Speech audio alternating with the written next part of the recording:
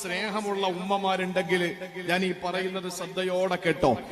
ആദരവായ പ്രവാചകൻ നബി മുഹമ്മദ് മുസ്തഫ സല്ലല്ലാഹു അലൈഹി വസല്ലമ തങ്ങൾ തന്റെ ഹസനും ഹുസൈൻ എന്ന പേരുള്ള പൊന്നുമക്കളുണ്ടല്ലോ, ഫാത്തിമത്ത് സഹറയുടെ പൊന്നുമക്കളായ ഹസൻ ഹുസൈൻ, അള്ളാന്റെ ഹബീബിന്റെ പേരക്കിടാങ്ങളായ ഹസൻ ഹുസൈൻ, ആ പൊന്നുമക്കളെ അടുത്തേക്ക് വിളിച്ചുകൊണ്ട് റസൂലുള്ള ചിലത് ഓതിയിട്ട് മന്ത്രിക്കുകയാണ്.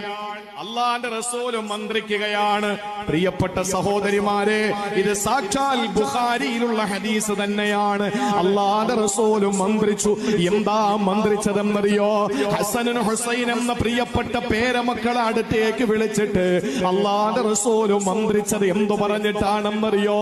അഊദു ബികലിമാത്തില്ലാഹി തമ്മാ മിൻ കുല്ലി ശൈത്താനിൻ വഹമ്മാ വമിൻ കുല്ലി ഐനിൻ ലാ